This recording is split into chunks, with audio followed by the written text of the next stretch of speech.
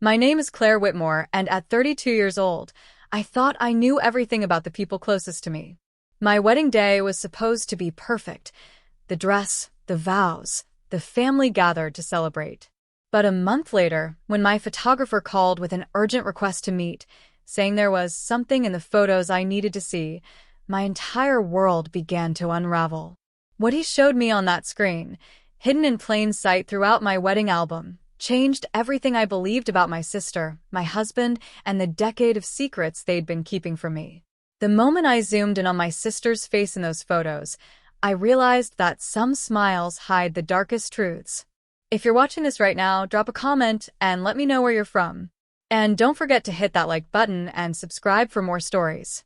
I'm sitting in my apartment right now, staring at my wedding ring, and I can't shake this feeling that something is fundamentally wrong. It's been a month since I became Claire Whitmore. Well, technically Claire Dawson now, and I should be floating. I should be planning our first holiday together, picking out throw pillows, arguing about whose turn it is to do the dishes. Instead, I'm drowning in a silence I don't understand. Evan has been distant. Not angry, not cold exactly, just somewhere else. And Madison? My sister hasn't returned a single text since the wedding. Not one.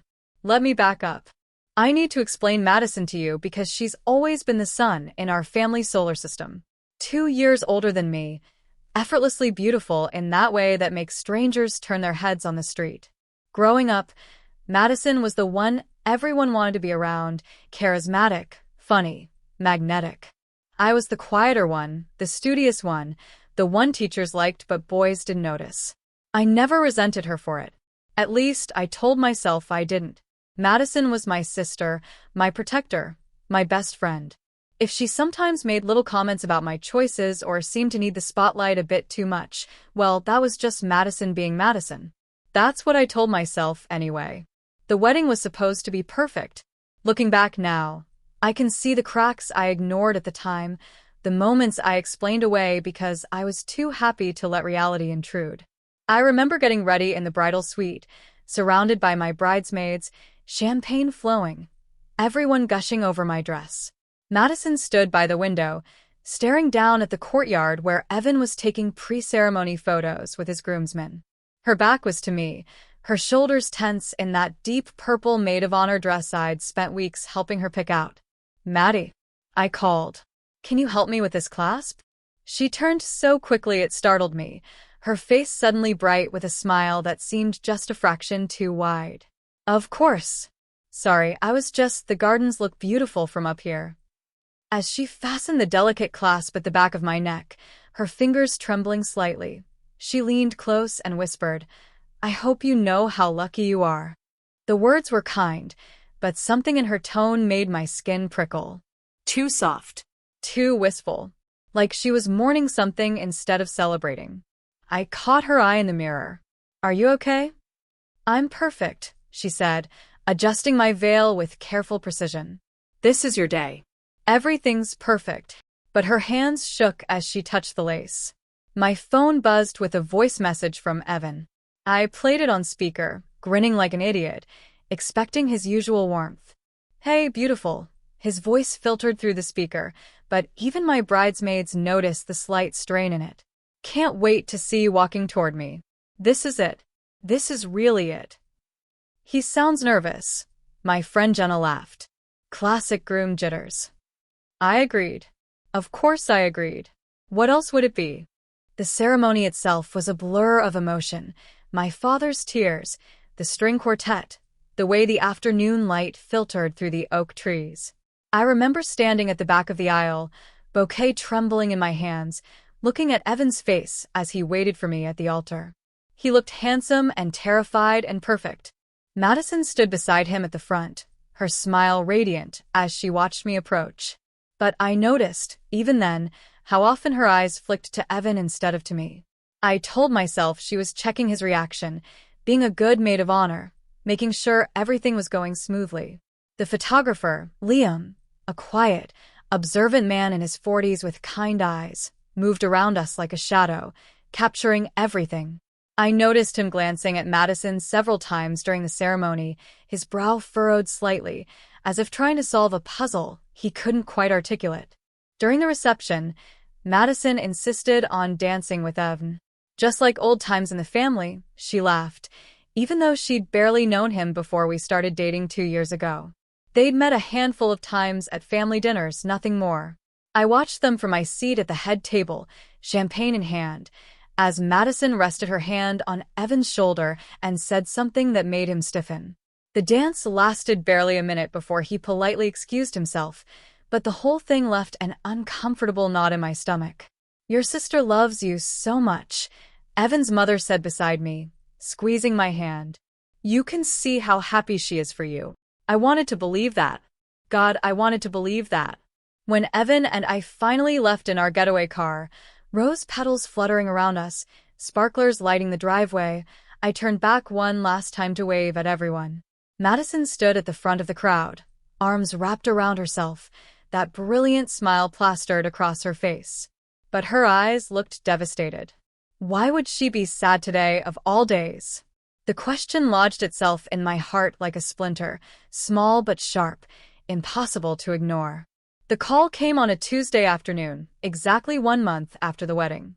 I was working from home, attempting to focus on a client presentation, when my phone rang with an unknown number. "Mrs. Dawson? This is Liam Chen. I was your wedding photographer." "Ah, Liam. "I was actually going to call you soon about the album." "That's actually why I'm calling." His voice sounded strained, careful. "There's something in the photos I need to show you. It's important." My stomach dropped. "Is something wrong with the pictures?" "Not exactly wrong. Just, I think you should see them in person. Can you come by my studio?" I glanced at Evan, who was working on his laptop across the room. "Can you tell me what this is about?" "I'd rather show you." Please. "It's important." After we hung up, I told Evan about the call.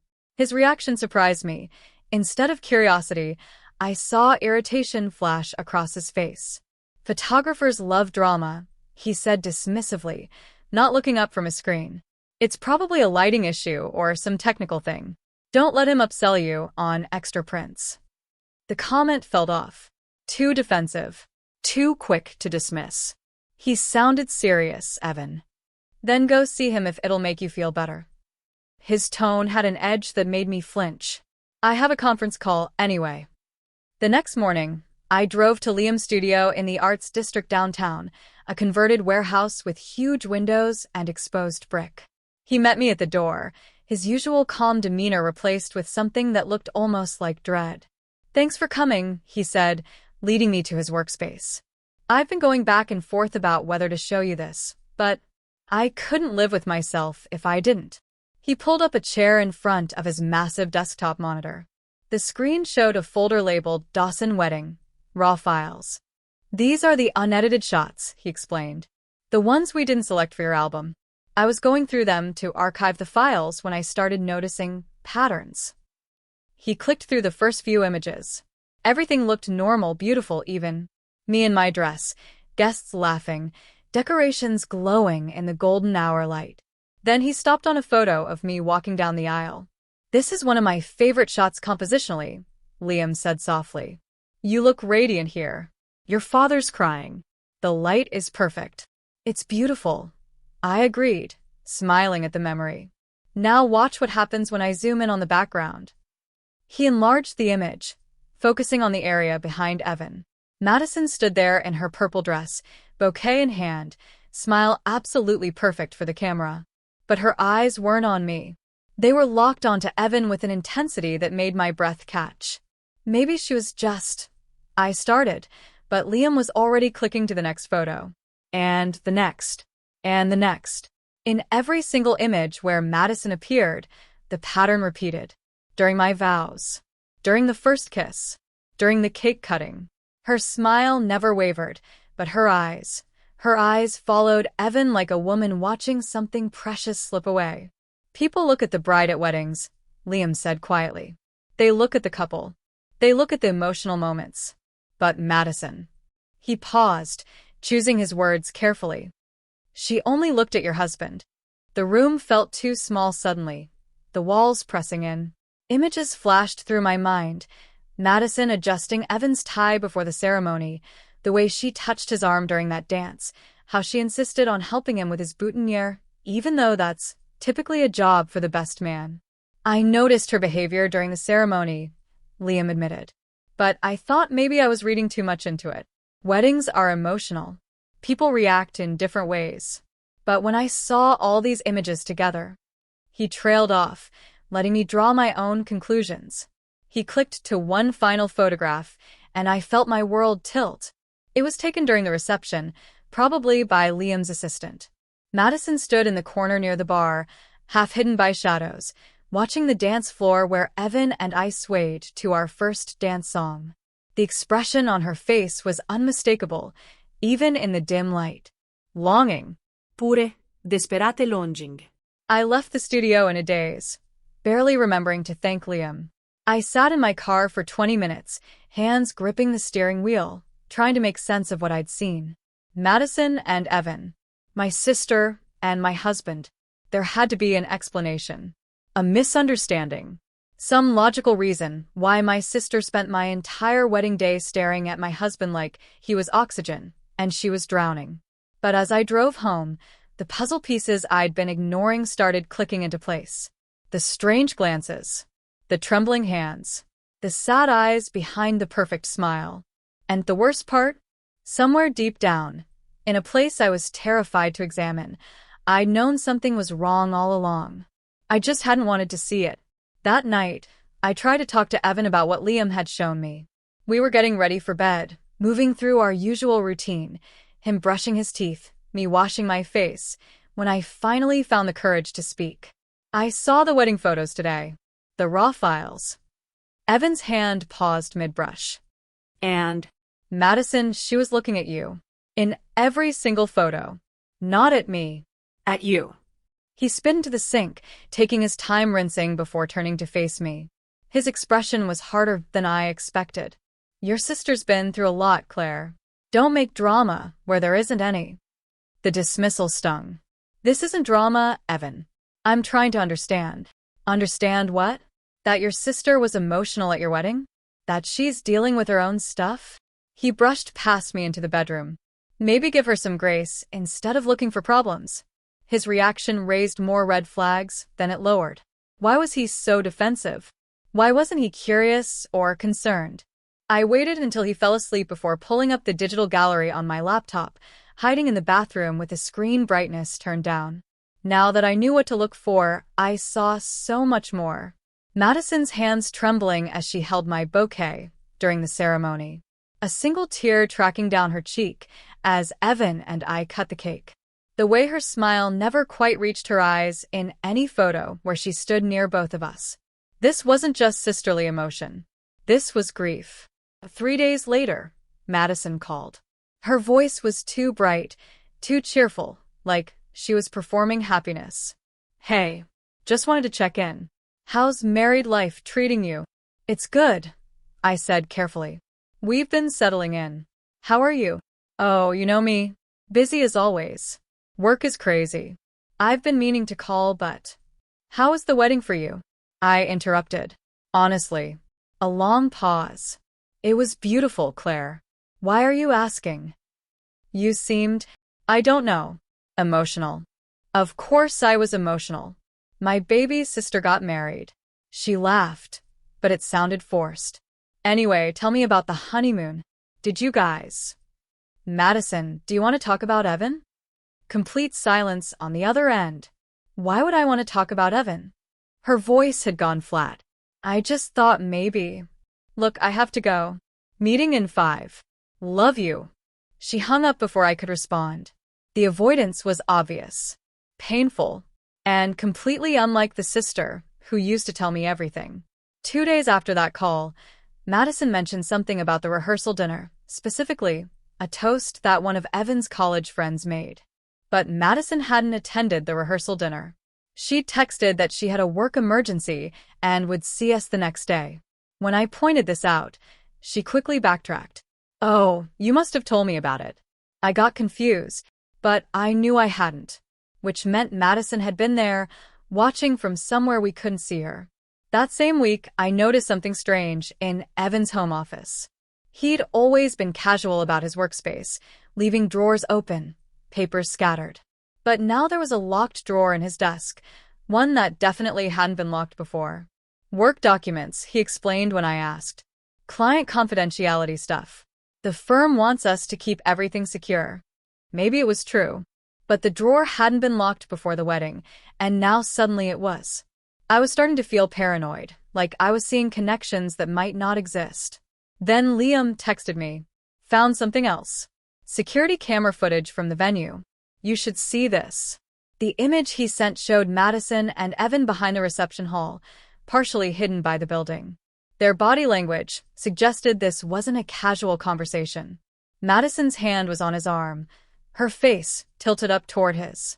Evan's posture was defensive, hands shoved in his pockets, but he wasn't walking away.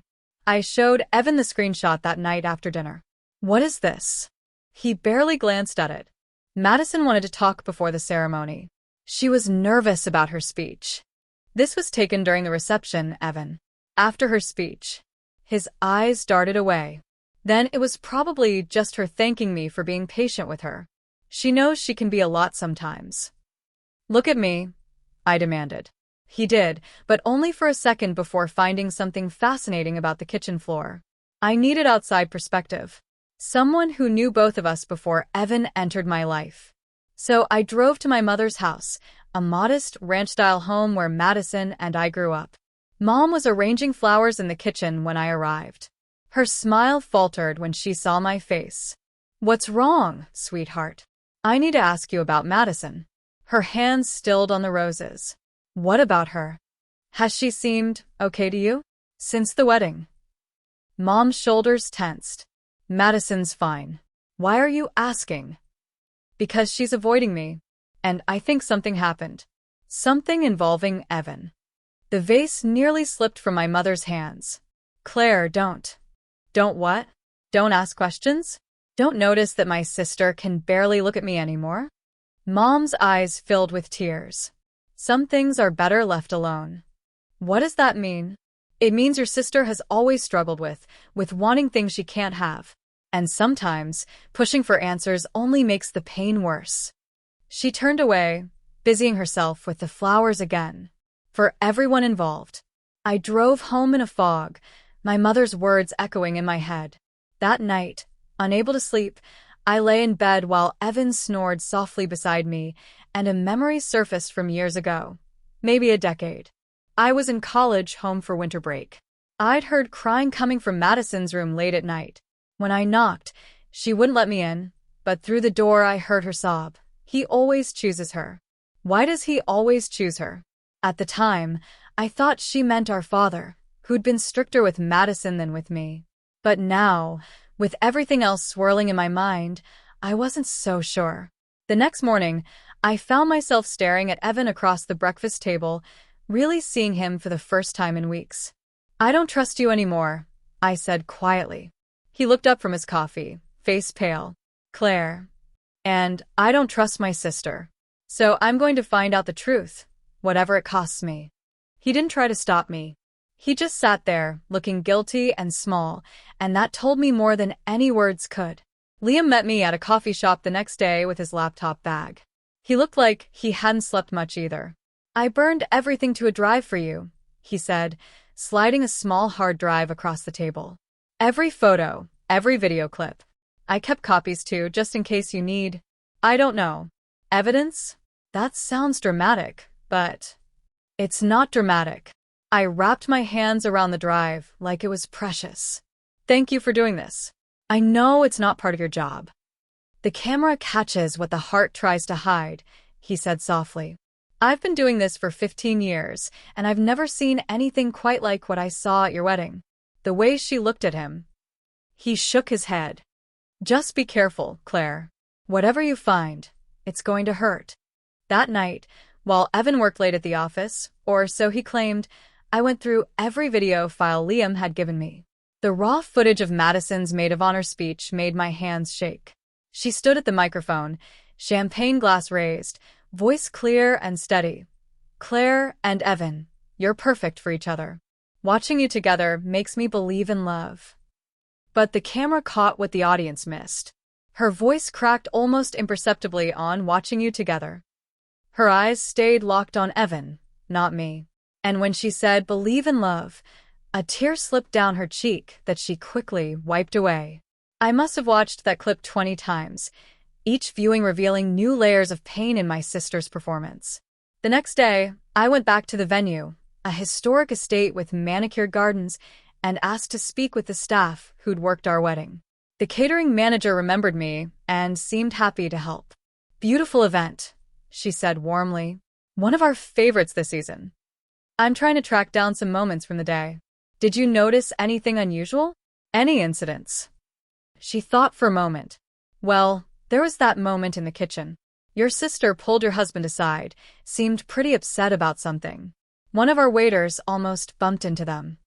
My heart hammered. Do you remember what time? Right before the ceremony was supposed to start. Maybe 15 minutes before? We were worried it would delay things, but they finished talking and everything went smoothly. 15 minutes before I walked down the aisle, Madison had cornered Evan. What had she said to him? When I finally managed to open Evan's locked drawer, picking the simple lock with a bobby pin in a moment of desperation, I found a small USB drive tucked in the back. My hands trembled as I plugged it into my laptop. Inside were voice memos. Short recordings, no video, just audio. A man's voice, Evan's, and a woman's voice that sounded distorted, like it had been filtered or the recording quality was poor. You can't keep doing this, Evan's voice said in one file. The female voice replied, but it was too muffled to make out words. It was years ago. You have to let it go. More muffled response, but I could hear the emotion in it. Desperation, pleading. I'm marrying her.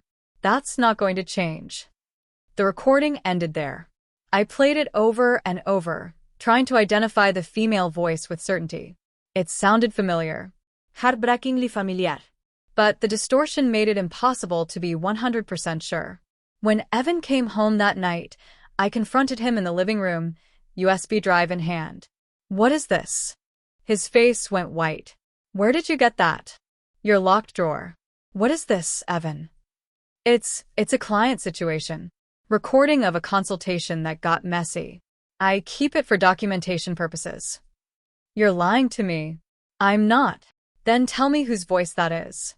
He ran his hands through his hair, looking trapped. Claire, please. Whatever you think this is. Tell me the truth.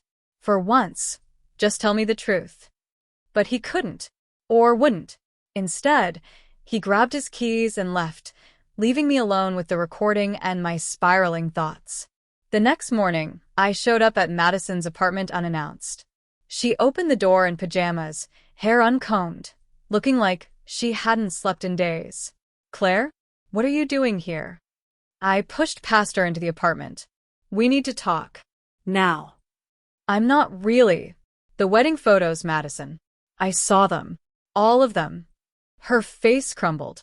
Tears filled her eyes immediately, but she shook her head. I don't know what you're talking about. You were looking at Evan. In every single photo. Not at me. At him. That's not. I wasn't. And the recordings. And the conversations behind the venue. And showing up at the rehearsal dinner when you said you couldn't make it. My voice was rising, breaking. What happened between you two? Madison collapsed onto her couch, arms wrapped around herself. Nothing happened. Nothing ever happened. That's the problem. What does that mean? But she just kept crying, refusing to explain, refusing to look at me. A neighbor knocked on the door a few minutes later, concerned by the noise. An elderly woman I recognized from previous visits. Everything okay in here? She asked. We're fine, Madison said, voice thick with tears. As the neighbor left, she paused. Oh, Madison, I forgot to tell you. That man who visited a few weeks ago? He left something by your door. I moved it inside for you. My blood went cold. What man? The neighbor looked confused by my intensity. Tall fellow, brown hair. Came by maybe 3 weeks ago? Right before your wedding, dear. Madison's face had gone gray. Evan, I whispered. Evan was here? The neighbor nodded and shuffled away, leaving Madison and me staring at each other across her living room. "He came to talk," Madison finally said. "That's all. Just to talk." About what? "About making sure I wouldn't ruin your day." Her voice was bitter. "He wanted my promise that I'd hold it together, that I wouldn't fall apart and make a scene." "Why would he think you'd do that?" Madison's laugh was hollow. "Because he knows me, Claire. He knows what I am." I left her apartment more confused than when I'd arrived. Back at home, I found a message from my mother on my voicemail, left sometime during my confrontation with Madison. "Claire, honey, I need to tell you something. I found a letter years ago. Madison wrote it but never sent it. It was about a boy, a man, someone she shouldn't have cared about. I never showed you because Madison was so fragile back then. But now I think you should know. Call me." When I called back, Mom wouldn't say more over the phone. "Come by tomorrow. I'll give you the letter." That night, Evan came home late again. We moved around each other like strangers, the air between us heavy with everything unsaid. Finally, as I was getting ready for bed, he stopped in the bathroom doorway. "Whatever you think happened," he said quietly, "it didn't. But there is something about your sister you don't know. Then tell me." He looked at me for a long moment, pain and guilt warring in his expression. "She loved someone once. Loved them so much it broke her. And I." He swallowed hard. I reminded her of him. "That doesn't make sense." "I know, but it's the truth." He stepped back. Or part of it anyway. He left me standing there, toothbrush in hand, trying to decode his words. I climbed into bed that night knowing I was no longer uncovering a simple crush or an emotional affair. This was something older, something deeper, something that had roots going back further than my relationship with Evan. And somehow, impossibly, I was standing in the center of a truth that was never meant for me to discover. But I would. No matter what it cost, no matter how much it hurt, I would uncover every last secret. Because I couldn't live in this house of lies anymore. My mother's hands shook as she handed me the envelope the next morning. We sat in her kitchen, the same place where Madison and I had done homework, fought over the last piece of cake, planned our futures. Now it felt like a crime scene. "I found this in Madison's room about 7 years ago," Mom said, her voice barely above a whisper. She was 27 then, going through a really dark time. The envelope was worn, edges soft from handling. No address, no name, just blank paper that had held a secret for nearly a decade. Inside was a letter in Madison's handwriting, the ink smudged in places where tears had fallen. "I know you'll never read this.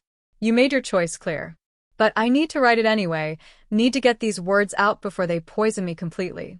You said we were just friends. You said I misunderstood. But I felt what I felt, and you can't tell me it was all in my head. Those late-night conversations. The way you looked at me when you thought no one else was watching. The almost kiss that you pulled away from at the last second. You said you couldn't. That the timing was wrong. That you weren't ready for something serious. And then 6 months later, you were with her. I've tried to move on. God knows I've tried. But everywhere I go, I see your face. Every man I meet gets measured against a ghost. And I'm so tired of losing to women who are nothing special, who just happened to be in the right place when you decided you were finally ready. I'm not asking you to choose me. I'm just asking you to admit that what we had was real. That I didn't imagine it. That somewhere in that heart of yours I mattered. But you won't. Because that would mean admitting you were wrong. And you can't handle being wrong. So I'll carry this alone. Like I carry everything. The letter wasn't signed. There was no indication of who it was written to. "Mom," I whispered, my throat tight. "Who is this for?"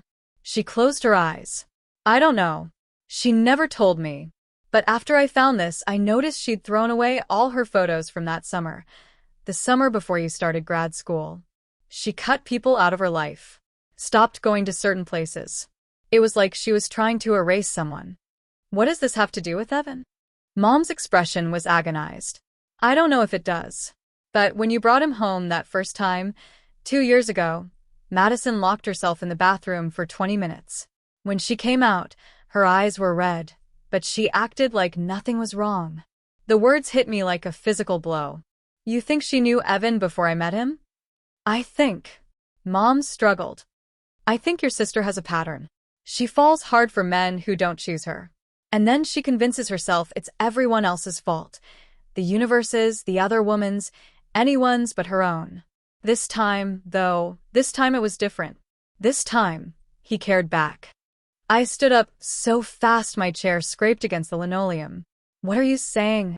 I'm saying Evan wasn't completely honest with you. And neither was Madison. And I don't know the whole truth, but I know it's worse than you think. I left my mother's house feeling like my entire life had been a lie. Every memory was suspect now. Every moment I thought was mine might have belonged to Madison first. At home, I pulled out old photo albums I hadn't looked at in years. College graduation.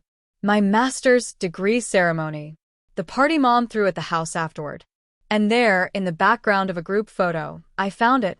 Madison and Evan standing together near the punch bowl. Close. Too close.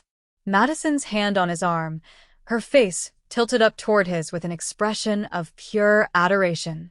Evan looking uncomfortable, but not pulling away. This was 5 years ago. 3 years before I'd met Evan at that conference in Chicago. Or at least 3 years before I thought I'd met him. My hands were numb as I texted Kelly, Madison's ex-friend who'd warned me weeks ago. We'd lost touch over the years, but I needed answers only she could provide. Can we talk? In person? She agreed to meet me at a coffee shop across town. When I arrived, she was already there, looking older than I remembered, with lines around her eyes that spoke of hard-won wisdom. You found something, she said before I'd even sat down. I showed her the photo from my graduation party. Kelly's face went pale. Oh, Claire. I was hoping you wouldn't find that. Tell me everything. She sighed, stirring her coffee for a long moment before speaking. Madison met Evan at some charity event 5, maybe 6 years ago. She was completely obsessed from the first conversation. Talked about him constantly. Made me stake out places she knew he'd be. It was intense. Did he encourage it? That's the complicated part. He was kind to her. Too kind, maybe. They'd meet for coffee, go to art gallery openings, have these long philosophical conversations. To anyone watching, it looked like the beginning of a romance. But Evan never made a move. Never crossed that line. So Madison read into things that weren't there? Kelly's expression was troubled. Not exactly. There were feelings there. I saw the way he looked at her sometimes. Like he wanted to want her, if that makes sense. But something held him back. And when Madison finally pushed for more, finally asked him directly where they stood, he shut down completely. Told her they were just friends. That he'd never meant to give her the wrong impression. And then, Madison spiraled. Hard. Started showing up at his apartment. Calling him at all hours. Writing him letters. Your mom had to intervene eventually, got Madison into therapy. Evan left town for about a year.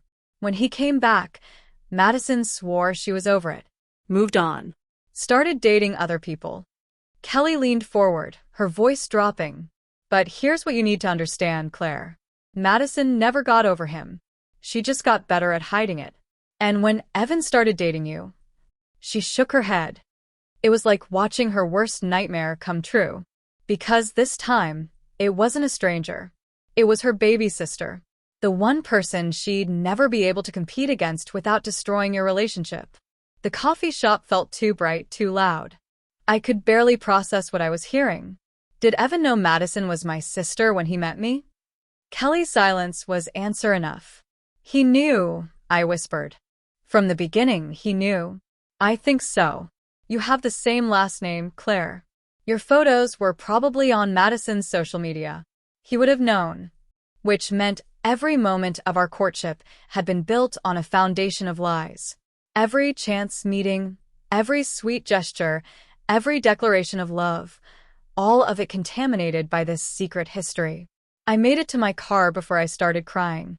That night, Evan came home to find me sitting in the dark living room, the graduation photo on the coffee table between us. Explain this, I said flatly. He looked at the photo. His face crumbled. Claire, I can explain. You knew Madison before you met me. Yes. You knew she was my sister. Yes. And you dated me anyway. He sank into the chair across from me. It's not what you think. Then what is it? Because from where I'm sitting, you pursued me knowing my sister had feelings for you. Knowing it would destroy her. Knowing it would destroy us eventually. I pursued you because I fell in love with you. His voice cracked. Yes, I knew Madison. Yes, I knew she'd had feelings for me years ago. But I chose you, Claire. Not to hurt her. Not to prove anything. Because you were everything I'd been looking for. How convenient that what you'd been looking for looked just like Madison, but with less baggage. The cruelty of my words surprised even me, but I couldn't take them back. Didn't want to. Evan's face went white. That's not fair. Nothing about this is fair. You let me walk into a relationship that was doomed from the start. You let me make my sister hate me without even knowing why. Madison doesn't hate you. She loves my husband. The words exploded out of me. She has loved you for years and you know it, and you married me anyway, because I love you. Or because I was the safe choice. The one who wouldn't write letters in the middle of the night or show up at your apartment crying. The one who wouldn't make things complicated. Evan buried his face in his hands. When he looked up, tears streaked his cheeks. You want the truth? The whole ugly truth. Yes. I wasn't strong enough to set boundaries with Madison back then. I liked the attention. I liked feeling wanted. And when it got too intense, instead of being honest with her, I ran. I left town like a coward and hoped she'd move on. He took a shaky breath. When I came back and met you at that conference, I knew exactly who you were. And I knew I should stay away. But you were so different from her. Grounded. Confident. You didn't need me to validate you. And I thought maybe this could work. That enough time had passed. That Madison had moved on like everyone said she had. But she hadn't. No. She hadn't. His voice was barely audible. And I knew that. Deep down I knew. But I wanted you so badly that I convinced myself it would be okay. We sat in silence for a long time. Finally, I asked the question I was most afraid of. Do you love her? Did you ever love her? Evan's answer came slowly, painfully honest. I cared about her. There was something between us. But I don't know if it was love or just possibility. The idea of love. He met my eyes. What I feel for you is different. Deeper. But I can't ask you to believe that now. I've lost that right. He had. We both knew it. But somehow, impossibly, I still loved him. And that made everything so much worse. The anonymous email arrived at 2 a.m. I was awake anyway, lying in the guest bedroom where I'd been sleeping since my confrontation with Evan when my phone chimed. Subject line: you need to know the whole story before you decide. No message. Just an attachment. The photo was from a decade ago based on the clothing styles and Madison's younger face. She stood at what looked like a house party, arms wrapped around a man whose face I knew as well as my own. Evan. 10 years ago. Long before my graduation party. Long before anything I'd uncovered so far. My hands shook so badly, I could barely type a response. Who is this? No answer came. At 6 a.m., I confronted Evan in the kitchen where he was making coffee, his eyes red-rimmed from lack of sleep. 10 years, I said, showing him the photo. You knew her for 10 years? The coffee mug slipped from his hands, shattering on the tile floor. He didn't even look down. Claire. Don't say my name. Don't say anything except the truth. He leaned against the counter, looking like he might collapse. We were kids. I was 22. She was 24. We met at a mutual friend's party. Talked all night. I thought. He swallowed hard. I thought maybe something could develop. We saw each other a few times after that. Coffee. Movies. Nothing physical, just talking. And then I realized she was falling too hard, too fast. She started talking about our future, about meeting her family, about introducing me to her younger sister. I panicked. Told her I wasn't ready for anything serious. She didn't take it well.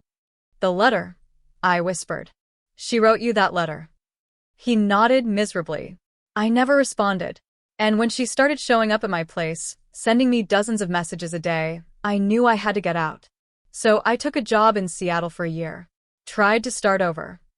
But you came back. I came back. And I stayed away from her. Completely. For years, I successfully avoided any situation where I might run into her. Then I met you, and I told myself enough time had passed. That she'd moved on. That it would be okay. It was never going to be okay. My voice echoed off the kitchen walls. You had to know that. I wanted you too much to think clearly. His voice broke. I wanted what we could be more than I cared about what it might cost. My phone buzzed. A text from Liam, call me. Found something else. I called him from my car, needing space from Evan's presence. Claire, I went through all my backup files from the wedding.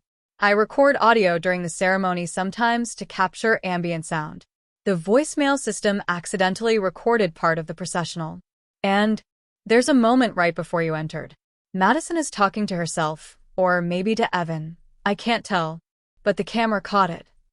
He paused. She says, "It should have been me." Crystal clear. 3 times. The world tilted.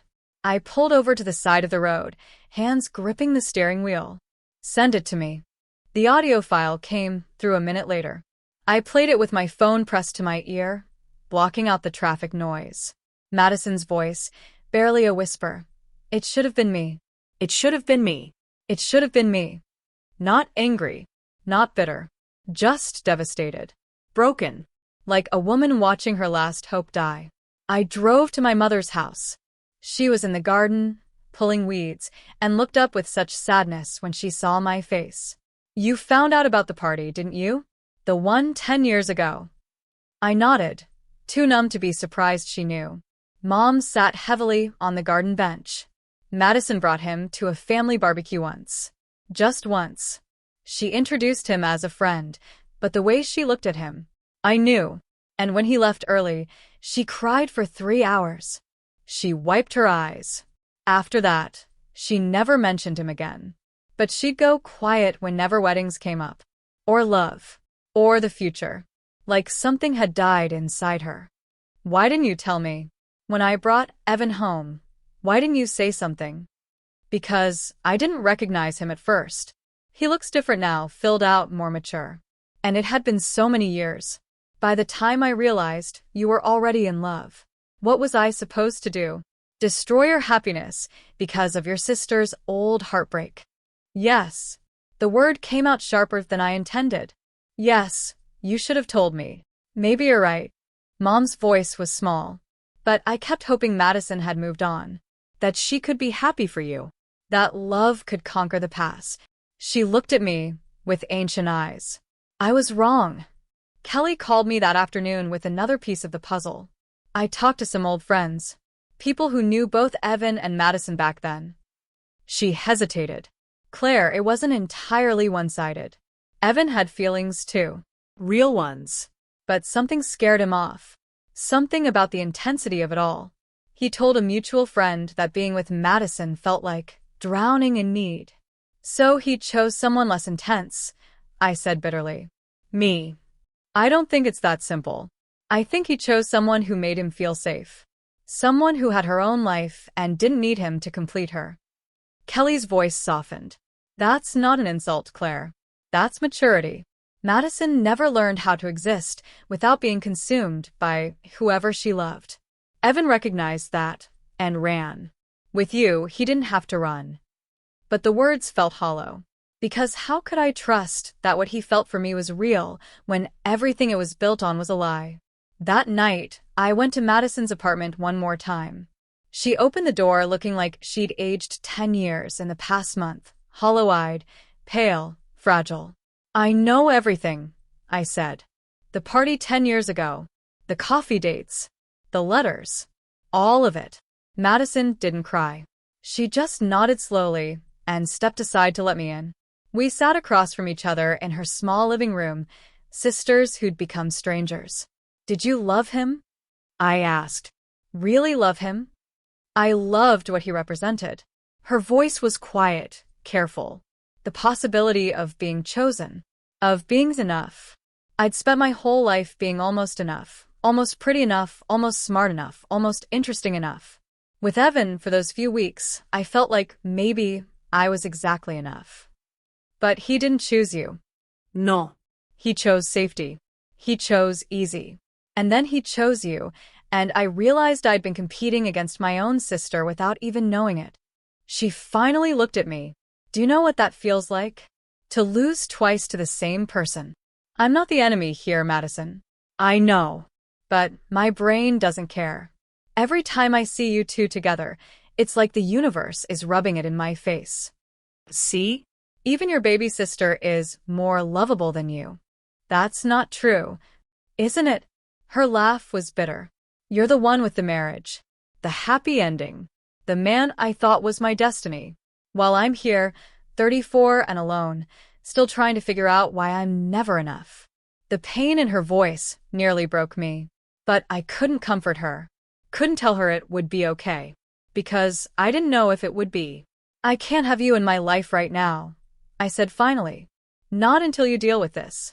Really deal with it. I know. She wiped her eyes. I'm sorry, Claire. For all of it. I never meant to ruin your marriage. I just couldn't figure out how to be happy for you. I left her apartment knowing our relationship would never be the same. Maybe we could rebuild it eventually. But the sister I'd grown up with, the one who'd braided my hair and taught me how to apply eyeliner, was gone. That night, I came home to find Evan on the couch, an envelope in his hands. What's that? Information on therapists who specialize in couples counseling and individual therapy for me. He looked up at me with red-rimmed eyes. I can't fix what I did, but I can work on understanding why I did it. And if you're willing to try, we can work on rebuilding what I broke. I took the envelope, studied the names and numbers inside. I need you to answer one question honestly, I said. And whatever your answer is, I need to know it's the truth. Anything. If Madison had been healthy back then, if she'd been emotionally stable, if there'd been no red flags, would you have chosen her instead of me? Evan was quiet for a long time. When he finally spoke, his honesty cut deeper than any lie could have. I don't know. And that's the truth. I don't know who I would have chosen if things had been different. But I do know who I chose in the reality we actually lived. And that was you. It is you. And if you give me the chance, I'll spend the rest of my life proving that I chose right. It wasn't the answer I wanted, but it was honest. And maybe that was more important. I spent the next week interviewing everyone who'd been at my wedding. Staff. Guests. Vendors. Piece by piece, I reconstructed the timeline of that day, the real timeline, not the fairy tale version I'd believed in. The florist remembered Madison arriving 2 hours early, standing in the garden where I'd eventually say my vows, crying softly. A bridesmaid admitted Madison had been shaking so badly while getting dressed that morning that someone had to zip her dress for her. The bartender recalled Madison ordering a double whiskey at 10 a.m. before the ceremony and downing it in one gulp. But the most revealing conversation came from a member of the catering staff, a young woman named Rosa who'd worked in the kitchen. Your sister came back there about 10 minutes before the ceremony was supposed to start, Rosa told me over the phone. She was looking for your husband. Found him near the prep area, where we were plating appetizers. What did she say? I couldn't hear all of it. Kitchen was pretty loud. But I heard her say something like, say the word, and I'll stop this wedding myself. Your husband looked shocked. He said something back, I think it was stop. This was years ago. You need to let Claire be happy. Or something like that. My breath caught. How did Madison react? She just stood there for a second, like she'd been slapped. Then she walked out. I saw her in the hallway afterward, and she was crying. Not like happy tears. Like her heart was breaking. I thanked Rosa and ended the call, my mind reeling. Madison had given Evan one final chance to choose her, right before he married me. And he'd said no. How had she walked down that aisle after that? How had she smiled and held my bouquet and given that toast? I called my hairstylist, who'd done both Madison's and my hair that morning. Was Madison acting strange before the ceremony? Strange? I mean, she seemed emotional, but I figured that was normal. Sisters getting married and all that. She paused. Although, now that you mention it, she disappeared for about 15 minutes right before it was time to head to the ceremony site. We were looking everywhere for her. When she came back, her eyes were red, but she'd fixed her makeup. 15 minutes. The timeline matched Rose's account. Madison had confronted Evan, been rejected, hidden somewhere to cry, then pulled herself together enough to be my maid of honor. The emotional strength that must have taken was staggering. I met with Liam again, and together we went through every frame, every video clip, building a minute-by-minute account of Madison's movements that day. During the ceremony itself, she'd stood perfectly still, bouquet held at exactly the right height, smile never wavering. But Liam had captured micro-expressions that told a different story, a tightness around her eyes, the way she kept swallowing like she was forcing down emotion, how her hands trembled every time the breeze moved her dress. "Look at this moment," Liam said, pausing on a frame from right before I entered. "She's looking down at the bouquet. See her lips moving?" I leaned closer. Madison was whispering something, her lips forming words so quietly no one standing next to her would have heard. Liam had already run the footage through a lip-reading program. The words were, "I'm not ready yet. Not ready to watch me marry the man she loved. Not ready to let go. Not ready to accept that this was really happening." But she'd done it anyway. The reception footage revealed more. In between smiling and toasting and laughing with guests, there were stolen moments where Madison's facade cracked. The DJ, when I called him, remembered her song request. She wanted me to play "The Night We Met" by Lord Huron for the first dance. Got really insistent about it. But you'd already chosen your song, so I had to tell her no. She looked crushed. I looked up the song later. The lyrics destroyed me. "I don't know what I'm supposed to do / haunted by the ghost of you." It was the song from the charity event where Madison and Evan had first met. The song they'd danced to 10 years ago. She'd wanted me to have my first dance with Evan to the song that represented her lost chance with him. The realization made me physically ill. A guest I barely remembered, someone's +1, had taken a video on her phone during the reception. She sent it to me when I reached out. The angle was strange, capturing a corner of the room most of the professional cameras had missed. In it, Madison stood alone near a column, watching Evan and me dancing. A bridesmaid approached her, said something, and Madison shook her head. When the bridesmaid walked away, Madison pressed her hand to her mouth and whispered, "I loved you first." 3 little words that explained everything and fixed nothing. The powder room attendant confirmed what another guest had told me. Madison had broken down completely during the reception, sobbing in the bathroom for nearly 20 minutes. The attendant had been worried enough to ask if she needed help. She kept saying he chose her. He chose her again, the attendant recalled. I thought maybe she was talking about an ex-boyfriend. Tried to comfort her, but she just locked herself in a stall until she could get it together. By the time I'd finished reconstructing the day, I had a clear picture of Madison's experience of my wedding. And it was horrifying. She'd arrived early to say goodbye to a dream. She'd confronted Evan one last time, been rejected again. She'd cried alone where no one could see her. She'd requested the one song that would have made the day meaningful to her, been denied. She'd stood at the altar mouthing that she wasn't ready while I walked down the aisle. She'd given a toast praising our love while crying inside. She'd whispered, "I loved you first," to no one who could hear. She'd broken down in the bathroom between smiles. And through it all, she'd maintained the perfect sister act, letting me have my day even as it destroyed her. I didn't know whether to admire her strength or mourn for the pain she'd endured. Maybe both. But one question remained.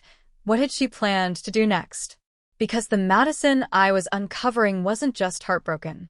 She was barely holding on. And people in that much pain do desperate things. That night, as I sat alone with all this new information, I finally understood why Evan had looked so tense during the ceremony. Why he'd seemed distracted during our vows. He'd known Madison was breaking. He'd seen it in her eyes when she confronted him. And he'd married me anyway, hoping she'd somehow survive the day without falling apart completely. She had survived. Barely. But what I didn't know yet was what she'd planned for after the wedding. What final act she'd been contemplating when she said she wasn't ready. And that terrified me more than anything else I'd uncovered. Madison vanished 3 days after my last visit to her apartment. Her phone went straight to voicemail. Her apartment was empty, not packed up, just empty, like she'd walked out with nothing but the clothes on her back. My mother was frantic. She does this sometimes when she feels abandoned, disappears for a few days. But she always comes back. Always? I asked. Mom's hesitation told me everything. Usually. Then the email arrived. Midnight. Subject line: I'm sorry. Claire. I'm sorry. I never meant to ruin anything. But I couldn't watch him choose you again. I've attached some files, videos I made over the years. My side of the story. Not asking for forgiveness. Just asking you to understand. I loved him first. That should have meant something. But it didn't. Take care of him. He needs someone stable. Someone who won't drown him in need. That was never going to be me. The attached folder was titled My Side. Inside were dozens of video files, dated across the past decade. I watched them in chronological order, sitting alone in my living room at 2 a.m. while Evan slept in the other room. The first video was from 10 years ago. Madison looked so young, so hopeful. Day 32 of knowing Evan, she said to the camera, smiling. We got coffee again today. He told me about his childhood, about his dreams. He has this way of looking at me like I'm the only person in the world. I think I'm falling in love with him. The next video, dated 2 weeks later. He hasn't called in 3 days. I'm trying not to panic. He's busy. That's all. He's busy. Then, I think I scared him. I told him I was falling for him, and he got this look in his eyes. Like fear. I tried to backtrack, play it cool, but I think I ruined everything. The videos became more desperate. Madison crying. Madison analyzing every word Evan had said. Madison convinced he felt the same, but was too scared to admit it. He came to the family barbecue today. One video from 8 years ago showed Madison in tears. Met my parents. Seemed interested in my life. Why would he come if he didn't have feelings? Why would he keep seeing me? The final video from that era. He's gone. Left the city. Won't answer my calls. I don't understand. We were supposed to be something. I felt it. I know I felt it. Then years of silence in the video diary. Until 2 years ago, when I brought Evan home for the first time. Madison's face in that video was haunting. Pale. Shocked. Broken. He's with Claire. Evan is with Claire. My baby sister. The universe's final joke. She laughed, but it was the laugh of someone losing their mind. He wouldn't choose me, but he'll choose her? What does she have that I don't? Besides everything. Besides the ability to exist without needing to be saved. More videos followed. Madison documenting her spiral as Evan and I got more serious. They're moving in together. He looks at her the way I wanted him to look at me. Like she's home. She called to tell me they're engaged. I had to pretend to be happy. Had to scream and cry like it was good news. Then I hung up and threw my phone at the wall. The wedding is in 3 months. I can't do this.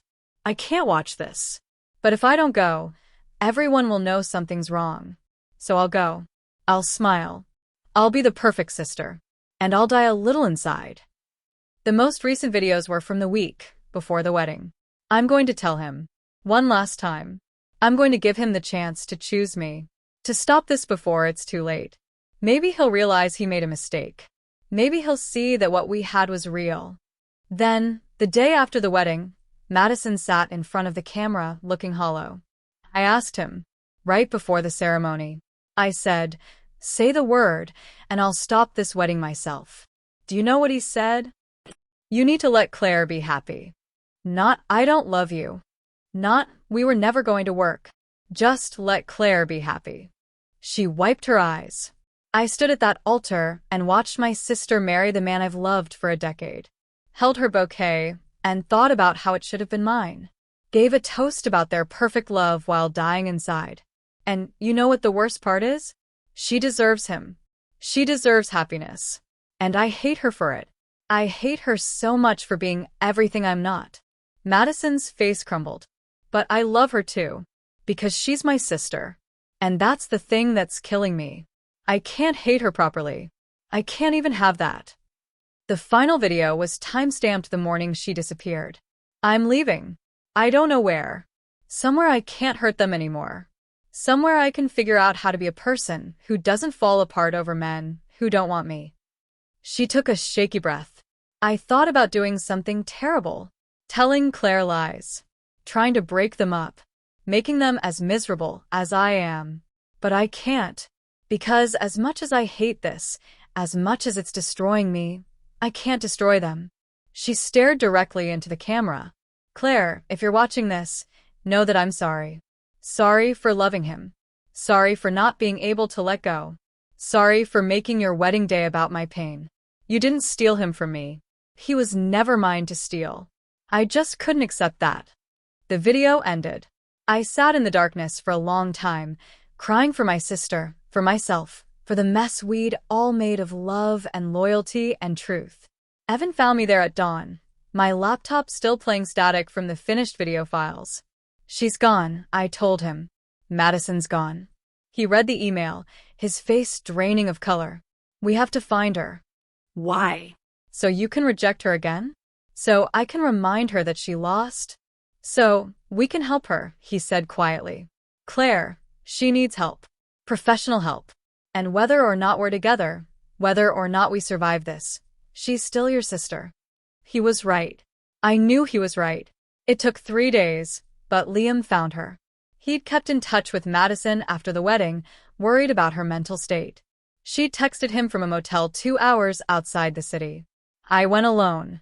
Madison opened the motel room door, looking like a ghost. Unwashed hair. Dark circles.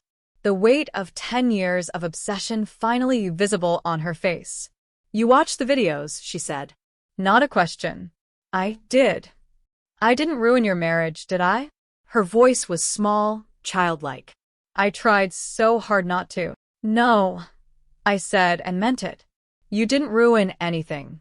Evan and I did that ourselves with lies and secrets. I loved him before you even knew he existed. The old bitterness crept into her voice. Doesn't that count for something? Doesn't first love matter? I stepped into the room and closed the door behind me. Madison, you never loved Evan. Not really. You loved the idea of being chosen by someone you saw as unattainable. You loved the story you told yourself about destiny and meant to be. That's not. It is. Because if you really loved him, you'd want him to be happy. Even if it wasn't with you. But you don't. You want him to be miserable, so you don't have to feel like you lost. She collapsed onto the bed, sobbing. Why does the universe always choose you? Why am I never enough?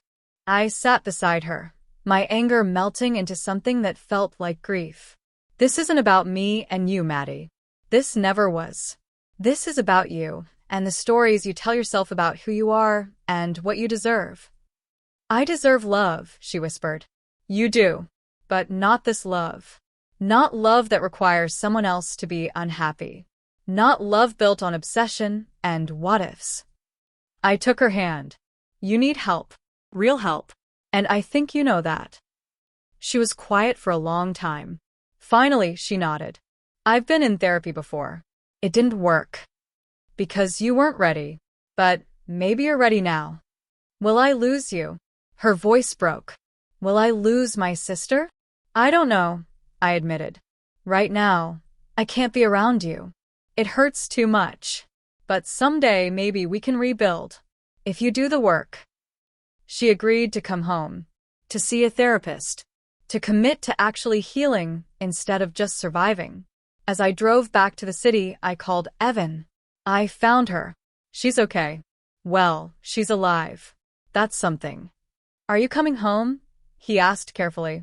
I don't know if this is home anymore. The truth hurt to say. But I'm coming back.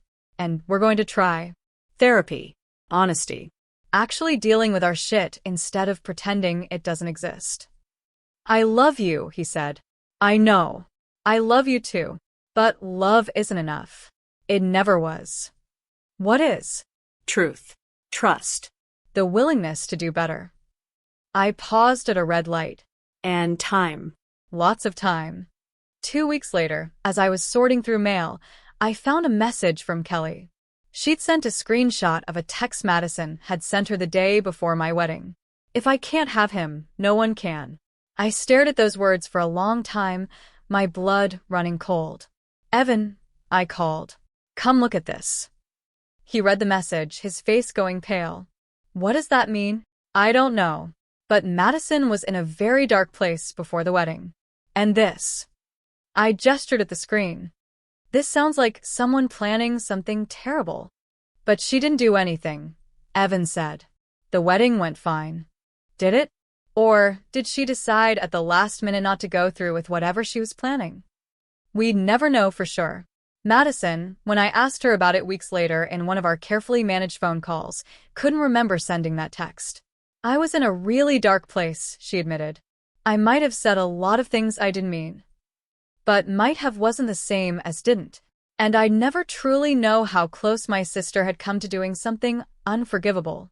The story didn't end cleanly. Evan and I stayed together, but our relationship required years of therapy to rebuild. Trust came slowly, if at all. Madison moved to another city for a fresh start. She sent birthday cards but didn't call. We were sisters in name, but strangers in practice. My mother grieved the family we'd once been.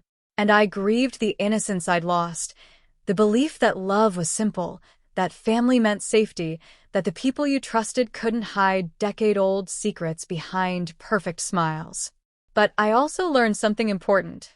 Closure isn't clean. It's messy and incomplete, and sometimes you never get all the answers. I'd saved my marriage and my sister, but I'd lost something too, the ability to trust completely, to believe fully, to assume the best. And as I sat in my apartment 1 year later, staring at my wedding album, I couldn't help but wonder, what would Madison have done if Evan had said yes that day in the kitchen? If he'd chosen her instead of letting me be happy? The thought kept me up at night. Because in the end, I'd only know what she didn't do, not what she was truly capable of. And that uncertainty, that lingering question, would haunt me for the rest of my life. If someone you loved had been hiding feelings for your partner for years, could you ever truly forgive them? Or would you always wonder what they were capable of doing? Drop your thoughts in the comments, hit that like button, and subscribe for more stories about family secrets that refuse to stay buried.